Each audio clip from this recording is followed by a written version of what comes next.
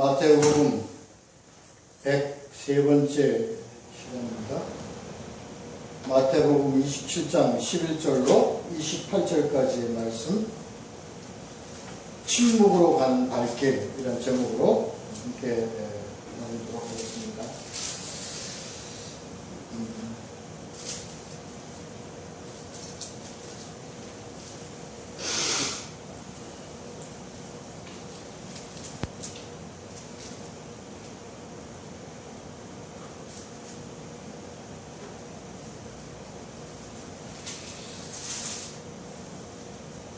이제 우리 지난주에요 1절부터 10절까지 우리 27장 계속 지금 하고 있습니다. 지난주에는 유다에 대해서, 유다가 이제 자기가 예수 그리스도가 정죄됨을 보고 스스로 뉘우쳐 이렇게 은30을 돌려주고, 그리고 뉘우쳐 목매다가 자살하는 그런 내용. 그래서 그 은30으로 그 장로와 대제사장들이 밭을 사서 그것을 피바치라고 하는 그런 내용을 함께 보았죠. 이미 이 유다는 종교재판, 말하자면 산헤드린 공회에서 이루는 종교재판을 통해서 예수는 메시아가 아니다, 우리가 기다리는 그 메시아가 아니다라는 것으로 정죄되고자 하는 마음에서 고발했죠. 배신해서 고발했습니다. 그리고 이 대제사장과 장로들은 자기네들의 기득권, 종교의 어떤 종교적, 사회적 권위, 갖고 있는 기득권의 침해를 당할까 저들은 매우 근심하던 차에 그래서 예수를 이제 죽이려고. 근데 이제 이스라엘에서의 재판은, 유대에서의 재판은 종교 재판에 국한이기 때문에 유대의 종교 재판도 그를 사형시킬 수 있는 권한도 없고 그럴 수도 없었습니다. 그래서 예수를 아예 죽여버리기 위해서는 이들 로마 법정으로 넘겨서 로마 법정에서 국가반란죄로 이를 잡아 그를 처형하려고 지금 빌라도에 넘겨줬죠. 근데 이러한 과정을 보고 유다는 이것은 자기가 원래 얘기됐던 바의 어떤 그런 내용이 아니었다. 로마 법정으로 넘겨주기 위해서 자기는 예수를 넘긴 것이 아니다. 그래서 그는 이 정죄됨이란 로마 법정으로 넘겨지는 그 내용을 가지고 얘기를 하는 겁니다. 그것을 보고 자기가 속았다, 스스로 뉘우쳐서 공회에다가 제사장 장로들에게 은30을 돌려주면서 내가 무지한 피를 팔고 죄를 범하였도다 하는 이 내용은 예수 그리스도의 제자로서 배반한 것을 배신한 것에 대한 회개가 아니라 속은 것. 그러니까 로마 법정에서 저가 국가반란죄로 넘어가는 것에 이용당한 그 자신이 무지한 피를 팔고 죄를 범하였다고 그렇게 결론 내게 된 겁니다.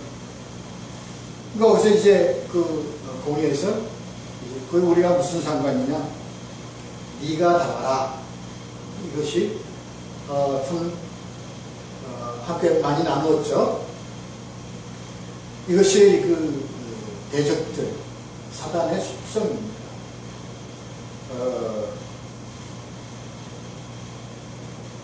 죄를 짓게 만들고 사단은 빠집니다. 그런 모습을 갖게 되는 거죠. 그래요. 그래서 스스로 목매달아 죽었습니다. 은을 성전에 던져버리고 스스로 목매달아 죽습니다. 이것으로 이제 그들은 이것은 옳지 깨끗하지 못하고 개같은 천원 돈이기 때문에 성전에 둘 수가 없으니까 밭을 사서 거기에 유다를 거기에 묻었든지 하여튼 거기서 죽었든지 하여튼 그 지역을 뭐라고 해요? 피밭이라고 했다. 예수 그리스도의 피를 팔므로 벌어들인 돈 이걸 피밭이라 했습니다. 그들은 이것은 유다가 배신해서 자기의 스승인 예수를 배반하고 고발하여 그 값을 받아서 그 값으로 이 밭을 산 것이라고 그들은 유다의 배신으로 인하여 예수가 죽었다는 것을 확증하고 그것을 증거 삼기 위하여 그 밭을 사두었던 것입니다. 그래 그 밭은 나그네의 묘지로 삼았습니다. 천한 자들의 그 묘지로 공동묘지와 같은 그런 묘지로 그것을 썼다는 얘기죠. 그래서 오늘날까지 피밭으로 일컬어진다. 오늘날까지 그것이 기억되고 간다. 그들은 그러한 의도로 이 피밭을 샀지만 이것은 선지서들에게 스가랴 11장 12절 13절 예레미야 18장 3절 32장 6절에서 14절까지 이 피밭에 관계된 그 내용을 이미 예견하고 이미 예언된 내용으로서 이것은 한치의 오차도 없이 하나님의 계획함으로 하나님의 섭리로 이렇게 다 순서적으로 이루어졌다는 하나님 쪽에서의 이 증거가 되는 그런 내용이라는 것을 이제 우리가 말씀을 통해서 우리가 다 봤습니다. 자, 이 내용으로 지난주에 했어요. 오늘은 11절서부터 26절까지로 이제 빌라도의 재판에 관계된 내용을 오늘 봅니다. 보도록 하죠. 자, 먼저 우리 11절, 12절, 13절, 14절 제가 그냥 읽겠습니다. 제가 그냥 읽을게요. 그러니까 눈으로 같이 읽어주시기 바랍니다. 예수께서 총독 앞에 섰음에 총독이 물어 이르되 네가 유대인의 왕이야. 예수께서 대답하시되 네 말이 옳도다 하시고 대제사장들과 장로들에게 고발을 당하되 아무 대답도 아니하시는지라. 이에 빌라도가 이르되 그들이 너를 쳐서 얼마나 많은 것으로 증언하는지 듣지 못하느냐 하되 한마디도 대답하지 아니하시니 총독이 크게 놀라워하더라 하는 내용입니다. 11절부터 14절까지 제가 읽었는데 요 내용을 한번 같이 보도록 하겠습니다. 자, 이제 총독 앞에 나가서 재판을 받습니다. 총독 앞에 섰음에 하는 이것은 이제 중간에 유다의 관한 내용을 삽입한 내용이므로 2절에서 11절로 연결된 내용으로 우리가 봐야 할 것입니다. 총독 빌라도에게 넘겨주니라 예수께서 총독 앞에 섰음에 이렇게 연결되는 것과 같다 하는 의미입니다. 이 의미는 바로 종교재판에서 사회재판, 국가재판으로 지금 넘어간 걸로 지금 우리는 봐야 할 것입니다. 그렇습니다. 그래서 우리가 다시 한번 우리가 돌아볼 건데 이것이 종교재판에서 사회재판으로 넘어가는 과정에서 유다의 죽음이 삽입된 거예요. 그러니까 이제 그것이 어떻게 그 중간에 삽입된 것에 대한 것은 우리가 지금 추론해 볼 수 있는 거 아니겠습니까? 우리 지난주에 다 나눴듯이. 그렇습니다. 그래서 유다도 속은 이 법정, 로마 법정에 지금 예수가 섰다 이런 내용으로 지금 이제 연결돼서 지금 나가는 겁니다. 그 총독이 물어 이르되 네가 유대인의 왕이냐? 예수께서 대답하시되 네 말이 옳도다 하시고 이 내용입니다. 이건 지금 네가 유대인의 왕이냐 하는 유대인의 왕이냐고 묻는 이 질문은 바로 지금 대제사장과 장로들이 지금 고소한 내용입니다. 그러니까 이들이 그 고소한 내용인데 그들이 고소한 것이 뭘 고소했습니까? 이가 자기가 스스로 자칭 유대의 왕이라고 그러니까 뭐예요? 로마의 왕에 대적하는 국가 반란에 해당하는 죄로 얽으면서 지금 이제 고소를 한 거예요. 그렇죠? 그렇게 이제 볼 수 있습니다. 그런데 예수께서 뭐라고 했어요? 이게 아니야. 너희들 고소한 내용은 난 그 왕이 아니야 라고 대답을 해야 될 내용인데 예수 그리스도는 뭐라고 했어요? 네 말이 옳도다.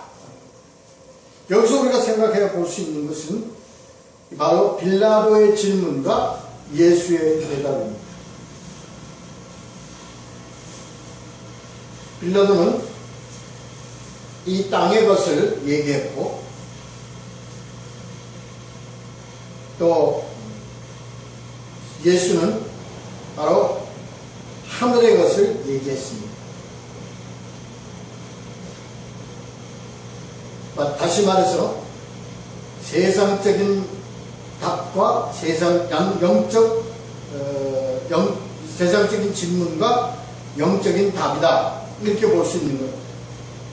땅의 일과 하늘의 일의 관계다. 그래서 세상은 하나님의 존재와 사역을 이해할 수 없습니다. 다시 말해서 이스라엘을 하더라도 이 땅에 있는 이스라엘은 하나님의 사역과 하나님의 일을 알 수 없습니다. 여기서 시사하는 바가 우리에게 던지는 메시지가 있습니다. 우리는 예수 그리스도를, 기독교를 이 땅의 것으로서 자꾸 이해하려고 하고 있고 이 땅의 것으로서 소화하려고 합니다. 그래서 하나님이 이 땅에서 무언가를 우리를 위해서 이루시는 것으로 우리는 자꾸 그러한 기독교를 우리가 이해해 가려고 하고 있습니다. 하나님은 이전 것은 없어져야 되는 겁니다. 그리고 하나님은 새하늘과 새 땅, 하늘의 사역에 집중적으로 우리를 끌어가신다는 것을 우리는 이해를 반드시 해야 합니다.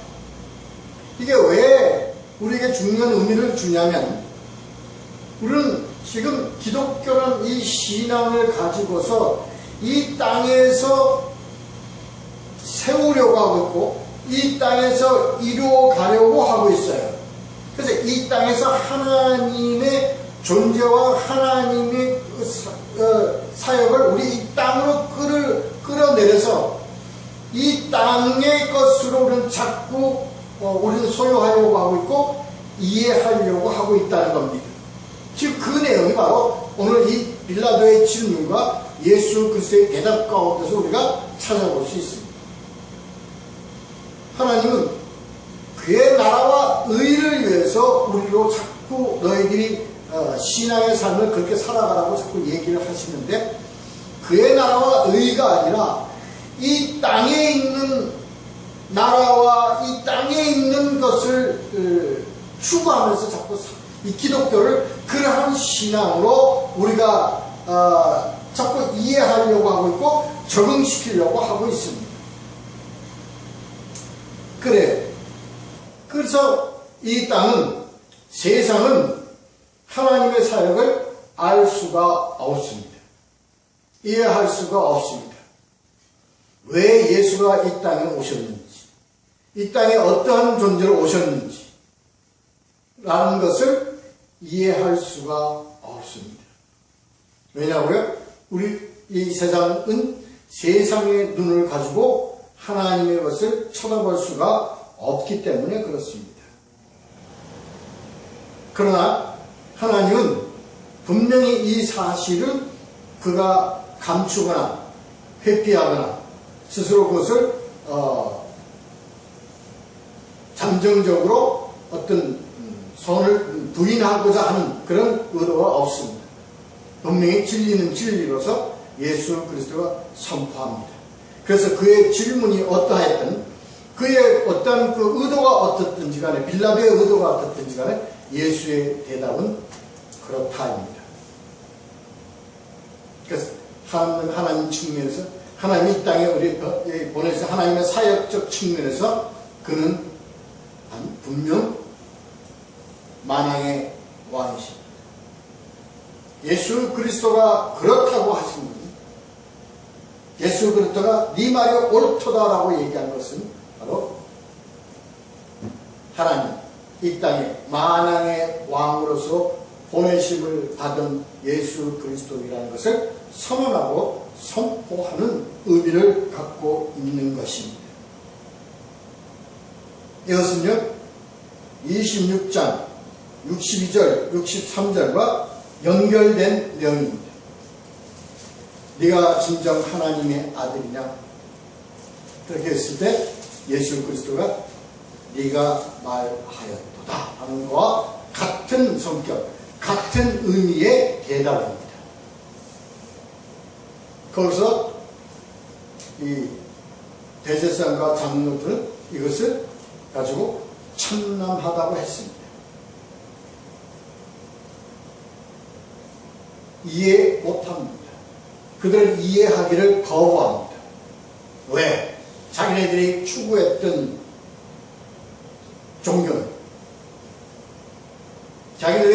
종교는 그들은 이 땅의 것으로서 마음껏 누릴 수 있었기 때문에 그렇습니다. 하나님이 구하시는 영적인 사역은 그들에게는 오히려 걸림이 되고 말았습니다. 그래서 그들은 거부했죠. 마찬가지 세상은 빌라도는 이 하나님의 만왕의 왕이라는 이 진리, 이 사실을 받아들일 수가 없었습니다. 그래서 13절에 빌라도는 이렇게 얘기하죠. 그들이 바로 너와 같은 동족이, 너와 같은 민족이, 너와 같은 종교가, 같은 하나님을 믿는 저들이 너를 고발해서 쳐서 얼마나 많은 것으로 너가 거짓이요, 네가 이런 나쁜 자요, 죄인이라는 것을 증언했는지 너 알기나 아냐? 이겁니다. 14절 이에 대한 대답은 한마디도 대답하지 아니하십니다. 이것도 바로 연결된 내용입니다. 이 사실에 총독이 크게 놀라워하더라. 무엇을 보고 놀랐을까요? 총독이 바로 예수 그리스도의 죽음과 환난에 대한 그리스도의 그 태도, 적응, 담대함, 그리고 그의 침착함, 이런 것에 빌라도는 놀랐을 것입니다. 왜 대답을 하지 않았냐고요? 이 내용은 고발을 당하되 아무 대답도 하시지 아니하시는지라. 이 내용도 바로 26장 62절 63절에서 그들이 대제사장과 장로들에게도 아무 대답하지 않으시는 것과 같은 의미의 태도입니다. 이 내용을 우리가 한번 생각을 해봐야 될 것입니다. 왜 아무 데다 하지 않았을까요? 이건 이렇습니다. 이것을 이해하려면 우리가 예수님이 말씀하신 마태복음 7장 6절을 한번 같이 봐야 될 것입니다. 자, 그냥 읽을게요. 마태복음 7장 6절입니다. 거룩한 것을 개에게 주지 말며 너의 진주를 돼지 앞에 던지지 말라. 그들이 그것을 발로 밟고 돌이켜 너희를 찢어 상하게 할까 염려하라. 이 의미입니다. 지금 이들은, 예수는 이들을 무엇으로 본 겁니까? 개와 돼지로 본 겁니다. 결론은 어떻게 됐습니까? 그들에게 이것이 복음이 그들에게 뭐예요? 발로 밟고 돌이켜 지금 이 예수를 찢어 상하게 한 중이기 때문입니다. 예수는 하나님의 사역 복음에 대해서 그들에게 던질 하등의 이유가 없었습니다. 그래서 예수 그리스도는 함구했던 겁니다. 지금 이거 빌라도에게도 마찬가지입니다. 한마디도 대답하지 않습니다. 왜? 빌라도에게 이 복음은 저에게는 받아들여질 수가 없었기 때문입니다. 이것을 우리가 잘 알아야 됩니다. 왜 침묵으로 계셨는가? 하나님의 사역을 담대히 조용히 빨리 치르기 위해서 함구했는가? 우리는 그렇게 봐서는 안 됩니다. 이거는 바로 예수 그리스도가 바로 복음은 복음으로서의 그 가치에 대해서 지키고자 하시는 그러한 예수님의 태도였다는 것을 우리가 보고 알아야 될 것입니다. 그렇습니다. 두 번째 15절서부터 19절까지 제가 읽겠습니다. 명절이 되면 총독이 무리의 청원대로 죄수 한 사람을 놓아주는 전례가 있더니 그때 바라바라한 유명한 죄수가 있는데 그들이 모였을 때 빌라도가 물어 이르되 너희는 내가 누구를 너에게 놓아주기를 원하냐? 바라바냐 그리스도라 하는 예수냐 하니 이는 그가 그들의 시기로 예수를 넘겨준 줄 알미더라. 총독이 재판석에 앉았을 때 그의 아내가 사람을 보내어 이르되 저 옳은 사람에게 아무 상관도 하지 마옵소서. 오늘 꿈에 내가 그 사람으로 인하여 애를 많이 태웠나이다 하더라. 여기서 이 총독의 부인에 대해서 언급된 것은 공관복음 중에서 오직 마태복음만 기록되어 있는 내용입니다.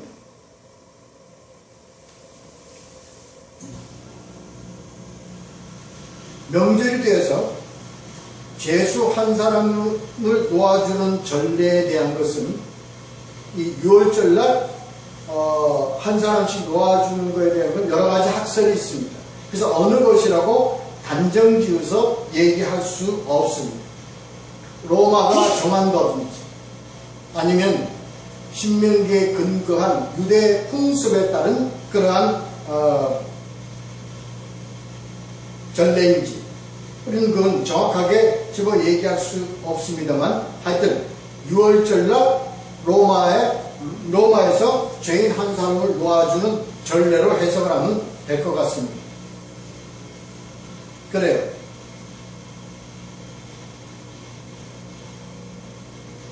여기서 바라바라는 유명한 죄수가 나옵니다. 이 바라바에 대해서는 복음서보다는 그러한 다른 정경이 아닌 그러한 책들에서 많이 기록되어 있는 내용인데 원 이름을 바라바인데 예수 바라바라고 그렇게 이름이 기록되어 있다고 합니다. 다른 사본에 그렇게 나와 있다고 합니다. 여러 가지 내용이 있으나 다 생략하고요. 이는 그 당시에 유명한 죄수라고 합니다. 이 유명한 죄수라는 것은 악명이 높은 이란 의미를 가지고 있어요. 그 악명 높은 죄수 바라바는 일반적인 도둑이나 강도가 아니라 중심된 반란 음모자로서 추정이 되고 있습니다. 그렇게 틀림없이 그는 악명 높은 반란 음모자였을 것으로 추정되고 있다. 이렇게 보고 있습니다.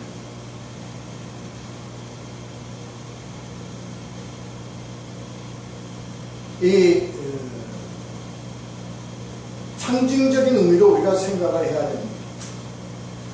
예수 그리스도가 대신 이 악명 높은 바라바 대신 죽는다고 한 것은 예수 그리스도의 대속의 의미를 나타내는 아주 전적 그런 의미로 우리가 봐야 할 것입니다. 흉악한 죄인 대신으로 그가 죽음을 맞이해야 하는 그러한 표다로 우리가 이렇게 해석하고 봐야 될 것입니다. 그래요. 우리는 이 내용으로 예수 그리스도는 우리의 그 주홍같이 붉은 죄를 가진 우리 죄인들을 위해서 그가 대신 지고 가는 그의 짐이었다는 것을 우리는 알아야 될 것입니다. 그래요. 그들이 모였을 때 빌라도가 물어 이르되 너희는 내가 누구를 너희에게 놓아주기를 원하느냐? 바라바냐? 그리스도라 하는 예수냐?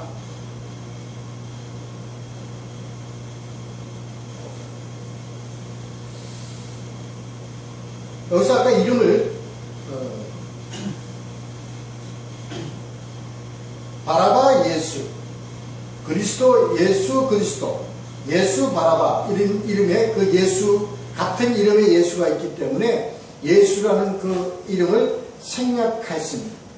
그래서 빌라도는 예수 바라바냐 아니면 그리스도라고 하는 예수냐, 이 그리스도라는 예수냐라는 것으로 구분지어서 이름을 구분해서 호명했기 때문에 거기서 그리스도 예수, 메시아라고 하는 예수냐라고 이렇게 질문을 했던 겁니다.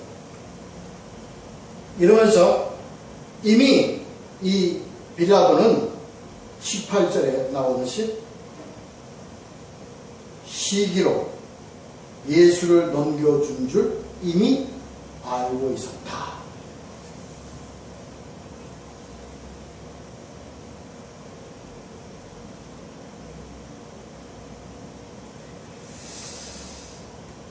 여기서요, 우리가 좀 생각할 건, 이 대제사장과 서기관들은, 대제사장과 장로들은 예수 그리스도를 죽여야만 할 이유가 충분히 있었습니다.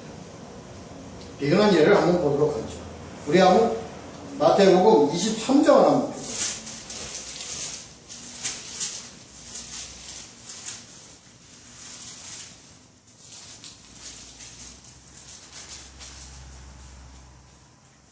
보면요, 23장에서 보면요, 계속해서 나와 있는 그 얘기가 13절 한번 보실까요? 13절을 보면 화 있을진저 외식하는 서기관들과 바리새인들. 16절 화 있을진저 눈먼 인도자여. 또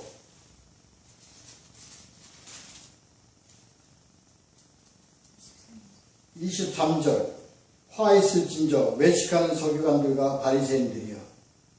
25절 화 있을진저 외식하는 서기관들과 바리새인들이여. 27절 29절 그렇죠? 예수 그리스도가 계속 복음을 전하면 이 대제사장과 서기관들 그리고 장로들 모두가 다 그들은 다 뭐가 됩니까? 화 있을지인저에 해당하는 자들입니다. 그들은 예수를 그냥 놔둘 수가 없었습니다. 빨리 죽여야 됩니다. 최대한 빨리 예수를 빨리 죽여야만 자기네들이 위험선상에서 벗어날 수가 있었습니다. 그래서 그들은 모함할 수밖에 없었죠.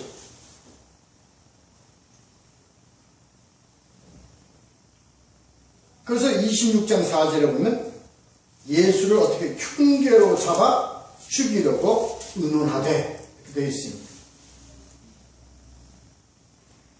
이미 예수를 그들은 시기로, 그들은 예수를 죽이기로 작정하고 예수를 넘겨준 것 빌라도는 이미 알고 있었다는 겁니다.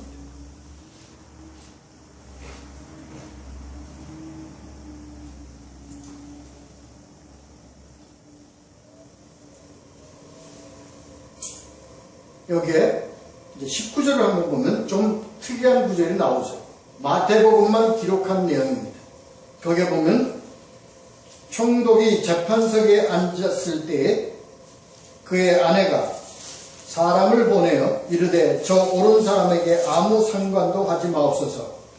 오늘 꿈에 내가 그 사람으로 인하여 애를 많이 태웠나이다 하더라. 이 마태는요, 마태복음에서 이렇게 꿈을 통해서 하나님이 계시한 것을 계제를 한 것이 어디에 있냐면 바로 예수 그리스도 탄생 시에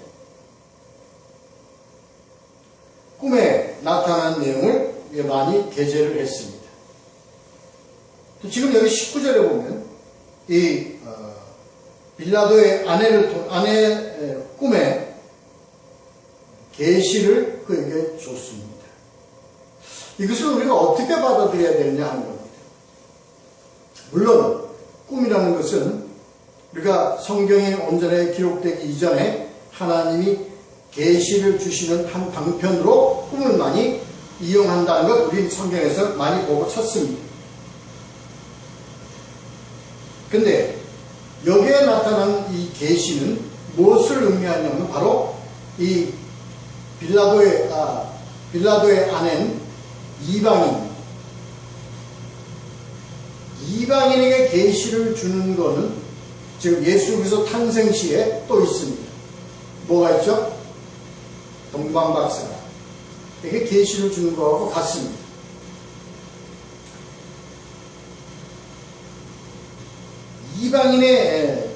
이방인을 통해서 무엇을 계시하느냐, 무엇을 증거하시냐 하면 바로 예수 그리스도 죽음에 대한 책임.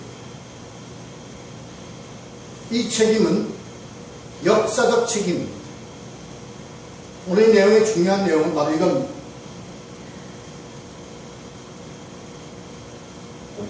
이것을 예수 그리스도가 이런 악한 도구로서 이들을 사용했고 그들을 통해서 이러한 예수 그리스도의 죽음에 이러한 것이 이르도록 했다는 것에 대한 그 확증을 유대인이 아닌 이방인의 꿈을 통해서 계시했다고 우리는 생각해야 합니다.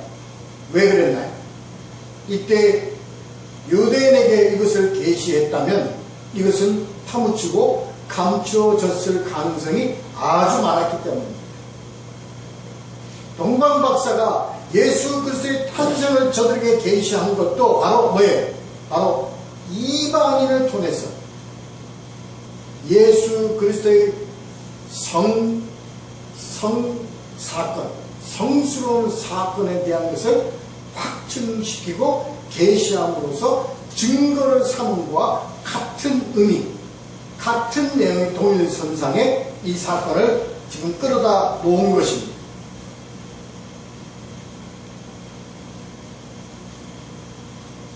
이것은 아내를 통해서 뭔가 꿈을 줘서 예수 그리스도를 구출하기 위해서 썼다면 이거는 증거가 아닙니다. 이것은 이미 예수 그리스도는 죽음의 이미 정해져 있는 그 선상에서 이 계시를 이 빌라도의 부인을 통해서 이것을 나타낸 것은 이 책임은 누구의 책임이 아니라 너의 책임이 아니다. 누구의 책임이다? 대제사장과 이 유대 종교 지도자들의 책임이었다는 것을 확증시키는 내용입니다. 이것을 통해서 이 내용만을 보자면 이 내용을 통해서 빌라도는 예수 그리스도를 뭐하고자 죽이는 일에 모면시키도록 노력하게 된 동기가 될 수 있었습니다. 이에게 좀 중요한 의미입니다. 여러분 이거 기억해 주시기 바랍니다. 동방박사에 관한 내용과 언급과 동일한 같은 의미의 계시라는 것을 잊지 마시기 바랍니다.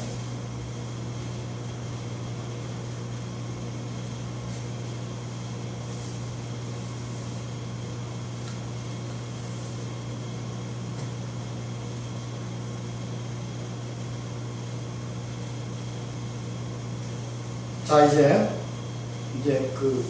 절정, 클라이막스 내용이 나옵니다. 혐의 비극적 장면입니다. 우리 인간적, 이 땅에서 이루어진 계획되고 피할 수 없는 비극적 사건이 여기서 사건을 우리가 만나게 됩니다. 20절서부터 26절까지 제가 읽겠습니다. 대제사장들과 장로들이 무리를 권하여 바라바를 달라 하게 하고 예수를 죽이자 하게 하였더니 총독이 대답하여 이르되 둘 중에 누구를 너에게 놓아주기를 원하냐 이르되 바라바로소이다.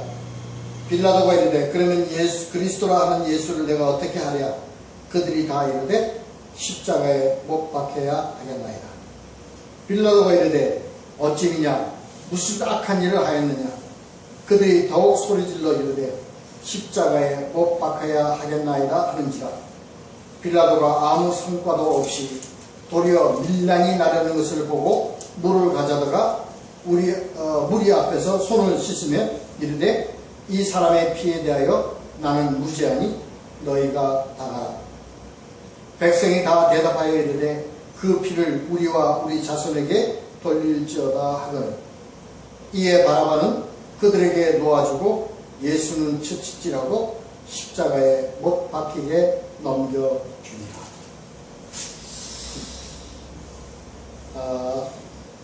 지금 예수 그리스도의 이 십자가 사건에요. 보통 우리는 예수 그리스도의 십자가 사건은 예수 그리스도가 십자가에 달려서 대못에 박히고 그리고 가상칠언을 이루고 숨을 거두어서 그리고 이제 죽음을 맞는 것을 이런 하나의 절정으로 보고 있습니다. 그래서 저는 십자가 사건, 이 십자가라는 그런 이름의 사건의 가장 절정을 본다면 저는 오늘 이번 20절서부터 26절까지의 이 내용을 절정으로 저는 보고 싶습니다. 왜 그러냐고요? 예수 그리스도는 죽으셨어요. 부활하셨어요.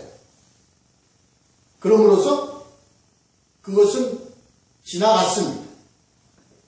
그리고 우리는 부활하신 예수 그리스도의 생명의 선상에 우리를 올려놓고 믿음이라는 도구를 통해서 그리스도와 함께 가고 있는 중입니다. 십자가 사건은 끝났습니다. 끝나지 않은 게 있어요. 끝나지 않은 게 있는데 그게 바로 오늘 20절서부터 26절까지의 내용입니다. 이게 아직 안 끝났습니다. 자, 보도록 하겠습니다.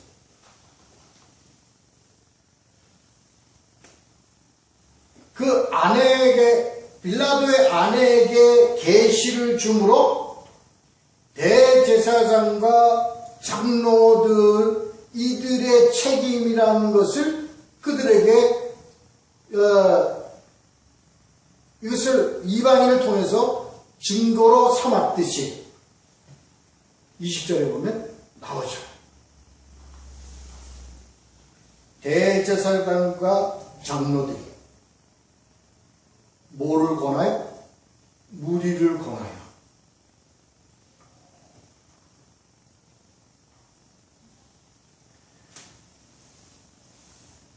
그러니까 여기에 지금 예수 그리스도가 글쎄, 근데 이 기록상으로 봤을 때는 무엇을 두고자면 지금 이 죄의 핵심을 지금 분명히 하고 가는 겁니다. 하나님.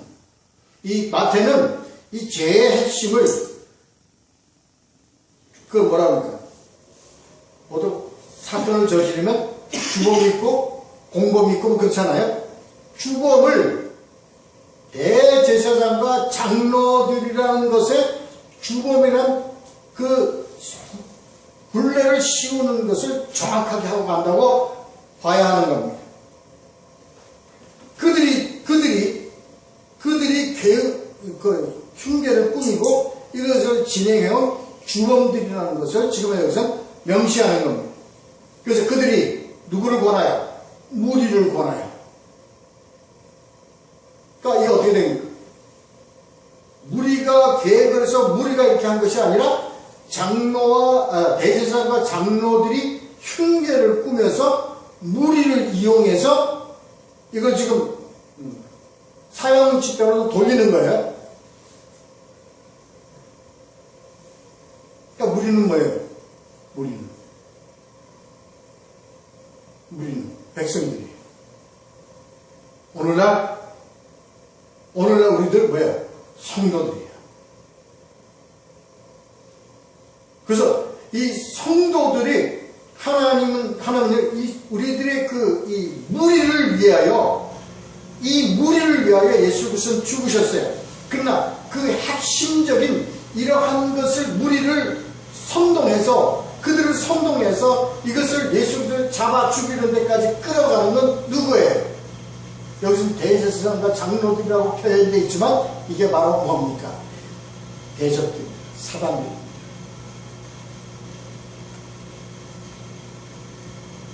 여기서요, 처음으로 가요. 창세기로 갑니다. 창세기 3장으로 갑니다. 사단이 하와를 어떻게 했어요? 선동했어요? 아니, 유혹했죠. 유혹이나 선동. 그리고 그를 해서 죄를 범하게끔 충동질을 하는 겁니다.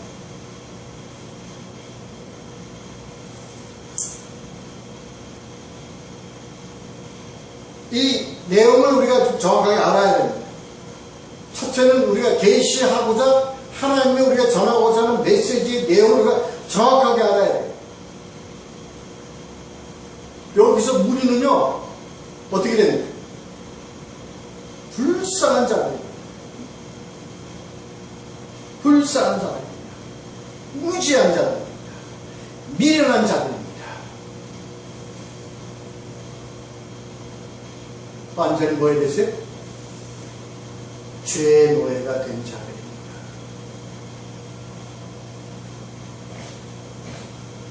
그래서 이거 대단하다는 거예요.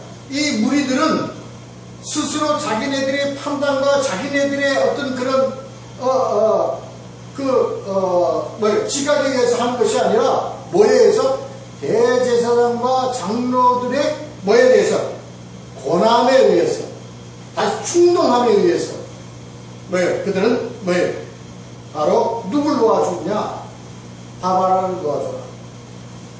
누구를 죽여라? 예수 그리스도를 죽여라. 이겁니다. 이 내용을 잘 봐야 돼요.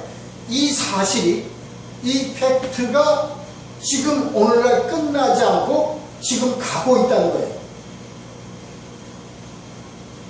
의미를 아시겠습니까? 이게 지금 가고 있다는 거예요. 어떻게 가고 있느냐?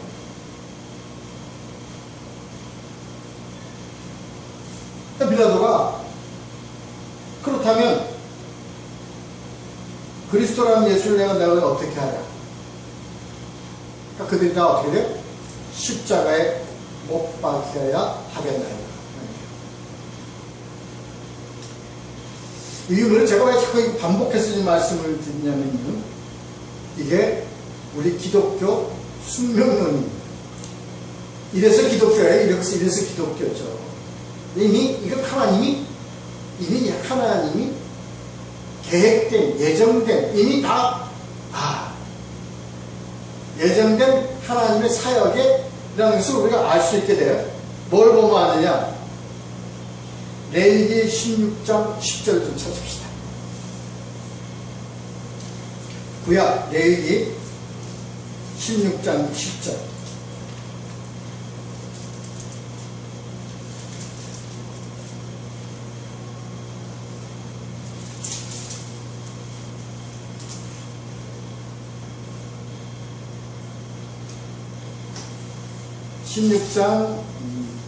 아마 6절에서부터 아마 그런 내용들이 나오는데 8절에 보면 두 염소를 위하여 제비뽑되 한 제비는 여호와를 위하고 한 제비는 아사셀을 위하여 할지니 아론은 여호와를 위하여 제비 뽑은 염소를 속죄제로 드리고 아사셀을 위하여 제비 뽑은 염소는 산채로 여호와 앞에 두었다가 그것으로 속죄하고 아사셀을 위하여 광야로 보낼지라. 이 내용은 지금 무엇을 얘기하고 있냐면요, 한 양은 누구를 위하여? 여호와를 위하여. 이 아사셀의 양은 누구를 위하여? 아사셀을 위하여. 이 아사셀의 의미가 바로 뭡니까? 백성입니다. 죄인입니다.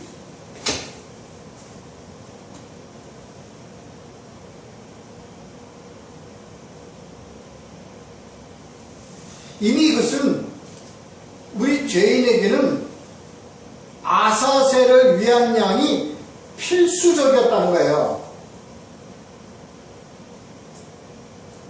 필수적이었다는 거예요. 그러니까 우리는 예수 그리스도가 없으면 속죄함을 받을 길이 없었다는 건 숙명론이었습니다. 이거 정해진 거예요. 그래서 이 아사셀을 위한 양은 어디로 갑니까? 우리 백성들은 광야로 갑니다. 이게 우리들이 뭡니까? 우리들이 신앙생활입니다. 신앙의 삶입니다.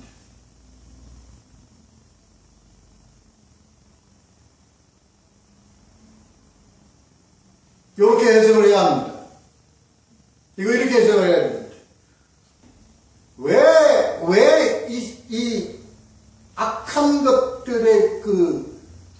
것들의 충동에 의해서 왜 예수를 십자가에 못 박아야 되냐고 고래고래 소리 지르고 예수를 십자가에 못 박으라고 소리 지르냐면 이게 바로 우리는 죄인이고 사단에 잡혀있기 때문에 우리 십자가에 달리실 예수 그리스도가 우리에게는 절대적이요 불가피하고 당연 논리로 우리에게는 반드시 예수 그리스도가 있어야만 되었다라는 내용입니다.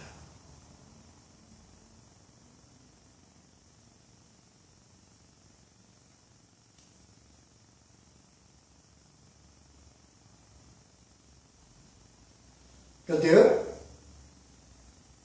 예수 그리스도를 그렇게 우리는 해석을 해야 합니다. 이건 당연 논리이기 때문에 예수 그리스도는 십자가에 못 박혀 가야 합니다.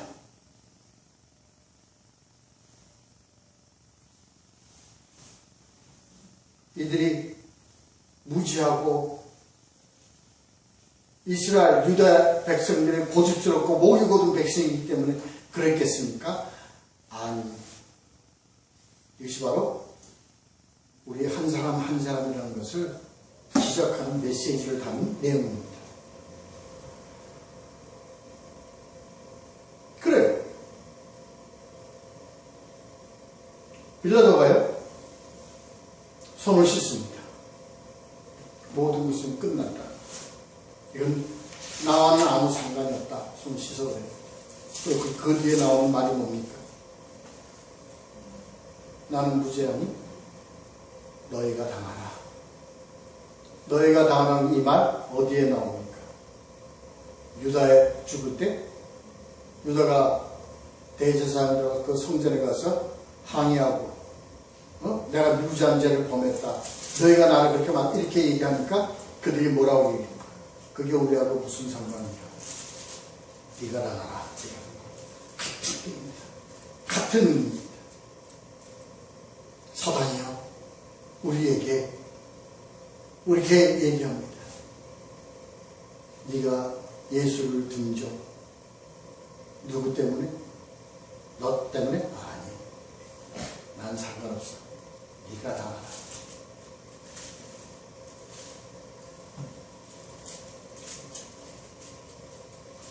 그렇습니다.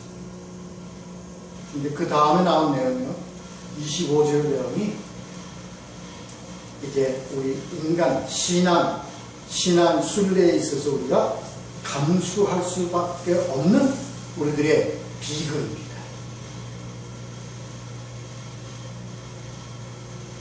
백성이 다 대답하여 이르되 그 피를 우리와 우리 자손에게 돌릴지어다 하더라. 그래요?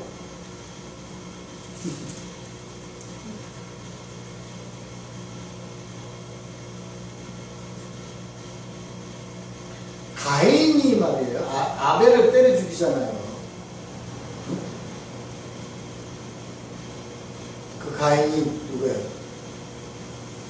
그 가인이 누굽니까?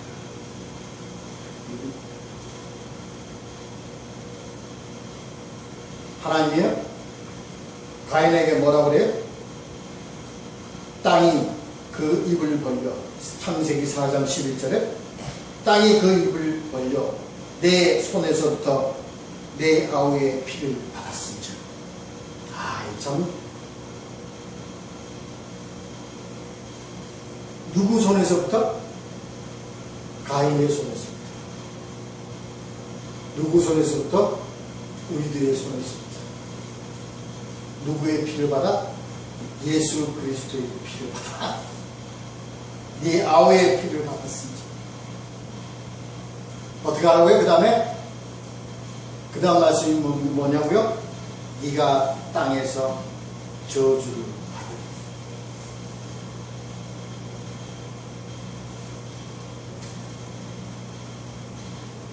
이건 하나님 아버지께 우리를 저주를 주기 위한 영의 말씀이 아닙니다. 우리는 예수 그리스도를 십자가에 못 박은 죄인으로서의 그 책임이 있습니다. 그 책임은 뭐예요? 우리 고난입니다. 저주입니다.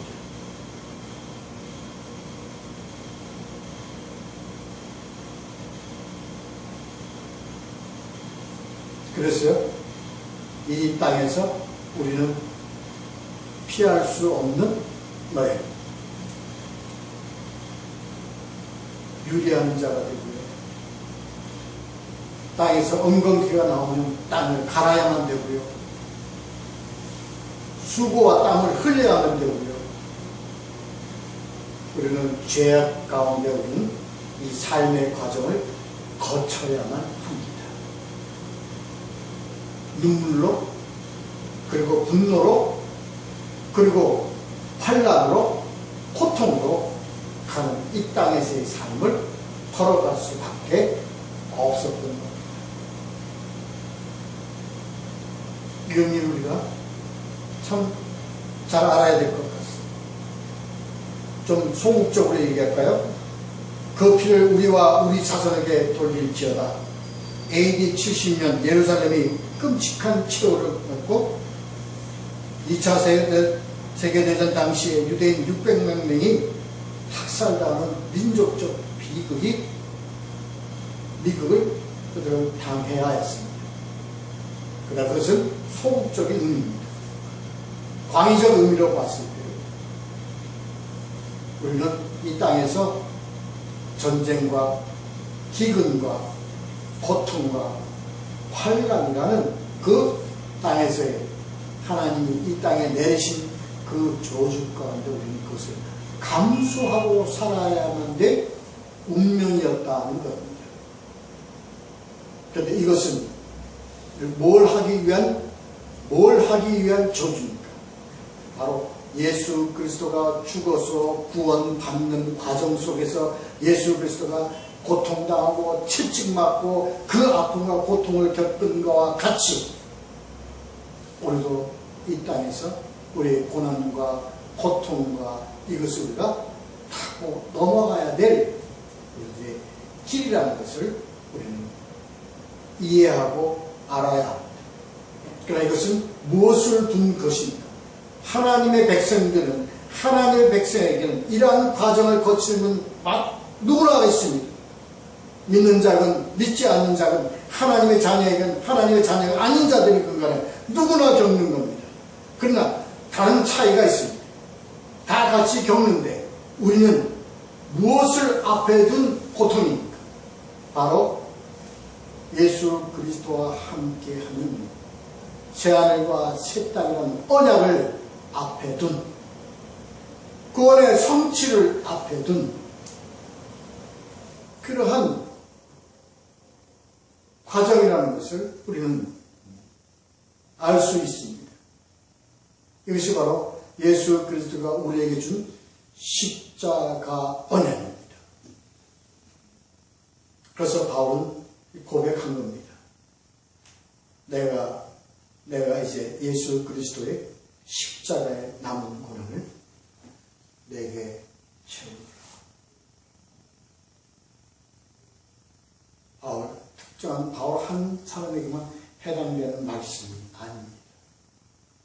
우리는 이렇게 우리에게 주어진 이 고난의 삶과 이 땅의 삶에서 우리 어려움과 고통은 이미 우리에게 놓여져 있는 우리들의 놓여져 있는 길입니다. 걸어가야 합니다. 타고 넘어가야 합니다. 피할 수가 없습니다. 그러나 우리에게는 바로 하나님 우리에게 주신 그 실체, 구원의 실체, 구원의 약속을 우리에게 소망으로 주셨기 때문에 그것 가지고 갈 수 있는 이 우리들의 삶이 복된 삶이요, 은혜 안에서의 삶이라는 것을 우리가 알아야 합니다.